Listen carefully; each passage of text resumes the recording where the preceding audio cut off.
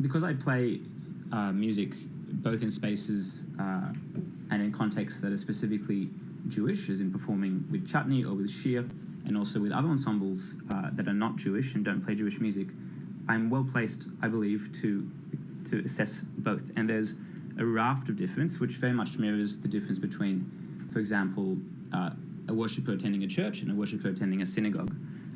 Someone attending a church, as I've also done, in the interests of general interest, may walk into a church. To attend a synagogue, there are 5, 6, 7 layers of security.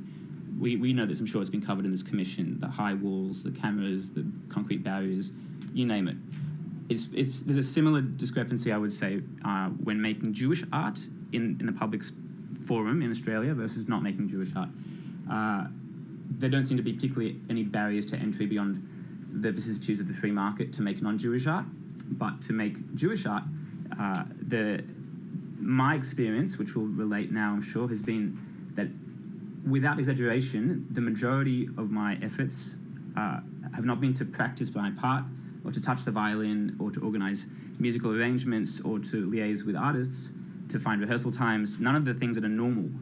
Most of my efforts have been to ensure that we can do the gig, because there's so many forces that seem to always erupt quite quickly once news has emerged that we're doing a gig in a Jewish manner, as in performing Jewish music or for a Jewish purpose, that seem quite intent to cancel that gig.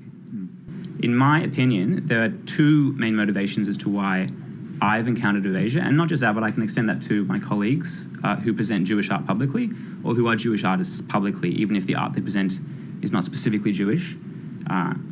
One is because the people who cancel us don't like us, and typically my experience is that those people are anti-Zionists.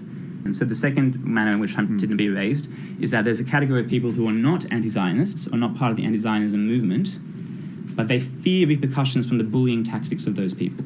And that's been my most common experience, where people who have no animus towards me or Israel or anything to do with Jews nonetheless fear, I suppose, vicarious cancellation by those in the first category.